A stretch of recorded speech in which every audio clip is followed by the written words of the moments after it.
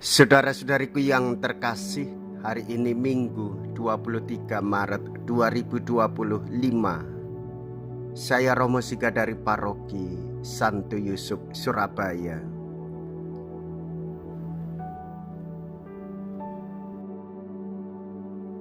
Dalam nama Bapa dan Putra dan Roh Kudus, amin.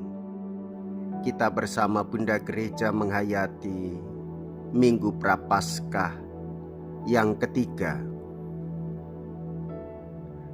Seluruh bacaan pada hari Minggu Prapaskah ketiga ini menampilkan tokoh Musa. Musa dipakai oleh Allah untuk membuat kehadiran Allah dirasakan oleh orang Israel. Musa menjadi perantara Allah dan bangsa Israel. Ia tampil sebagai pribadi yang berkenan di hadapan Allah dan dicintai pula oleh bangsanya. Apa yang dialami oleh Musa bersama dengan bangsanya dan Allahnya dapat mengarahkan kita kepada pengalaman hidup yang bersatu dengan Kristus dan bersatu dengan sesama kita. Oleh sebab itu kita perlu terus mendengarkan seruan Tuhan, terlebih seruan untuk tetap hidup berkenan di hadapan Allah. Salah satu langkah penting untuk hal itu adalah pertobatan. Jikalau kamu semua tidak bertobat, kamu pun akan binasa dengan cara demikian. Mea culpa, mea culpa, mea maxima culpa. Marilah kita berdoa.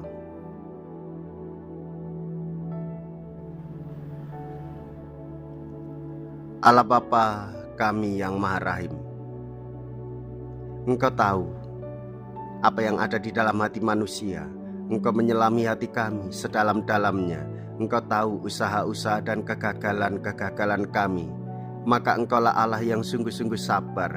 Kami mohon, buatlah kami percaya bahwa Engkau berkuasa menghapus dosa-dosa kami, dan curahkanlah kiranya Roh Kudus-Mu kepada kami. Dengan pengantaraan Tuhan kami Yesus Kristus Putra-Mu, yang hidup dan berkuasa bersama dengan Dikau dalam persatuan Roh Kudus, Allah sepanjang segala masa. Amin. Tuhan bersamamu dan bersama rohmu. Inilah Injil suci menurut Lukas. Dimuliakanlah Tuhan.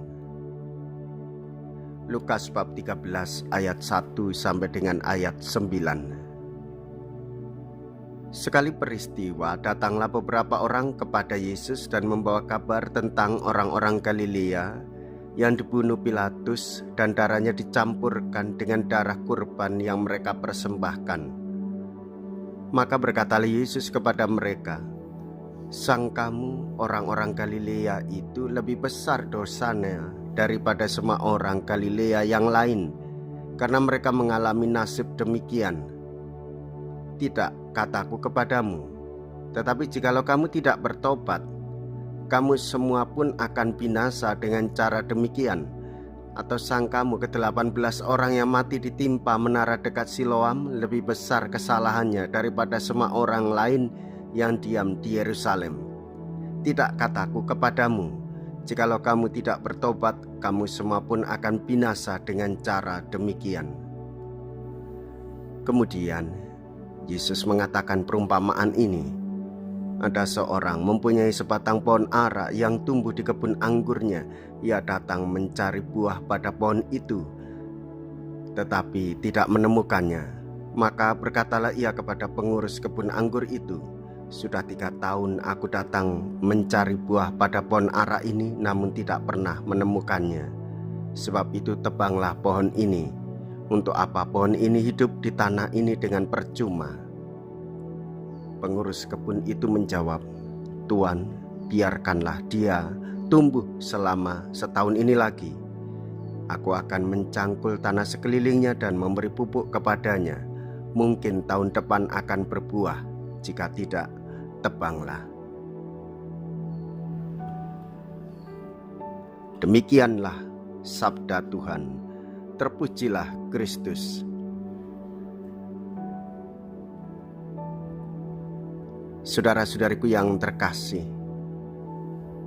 Yesus mengatakan, jikalau kamu tidak bertobat, kamu semua pun akan binasa dengan cara demikian. Kita menyadari bahwa kita ini orang-orang yang berdosa, maka hendaklah kita datang kepada Tuhan Yesus, melakukan penyesalan diri, melakukan pertobatan, dan mohon pengampunan, supaya kita hidup lebih baik dan bisa berbuah untuk kehidupan bersama. Pertobatan tidak cukup hanya dengan niat dan kata-kata. Pertobatan erat kaitannya dengan perubahan. Orang dikatakan bertobat apabila sudah ada perubahan dalam tindakan-tindakannya. Ia tidak mengulangi kesalahan yang sama atau hanya berhenti pada rasa menyesal saja. Pertobatan yang sejati sudah semestinya dibarengi, disertai, dikuatkan dengan sikap, kata-kata, dan tindakan yang mengarah pada perbuatan hidup lebih baik lagi. Saudara-saudariku yang terkasih, pada minggu ini hendaklah kita melakukan pertobatan diri dengan sakramen tobat, memeriksa batin, merenungkan dosa-dosa yang telah kita lakukan, menyesali segala dosa-dosa kita, mengakui dosa-dosa kita kepada Tuhan melalui imamnya dalam sakramen tobat, serta kita mohon penitensi, denda dosa yang dinyatakan melalui imam, supaya kita melakukan penebusan, karena Tuhan yang akan memberikan penghapusan dan penebusan itu. Maka sebagai rasa syukur kita melakukan denda dosa, serta kita berkomitmen untuk tidak melakukan atau mengulangi dosa-dosa yang sama. Dengan demikian kita akan berbuah di dalam pertobatan. Jikalau kita berani hidup menderita dalam Yesus, maka kita pun akan dipermuliakan di dalam Kristus. Terpujilah nama Yesus, Bunda Maria, dan Santo Yosef untuk selama-lamanya.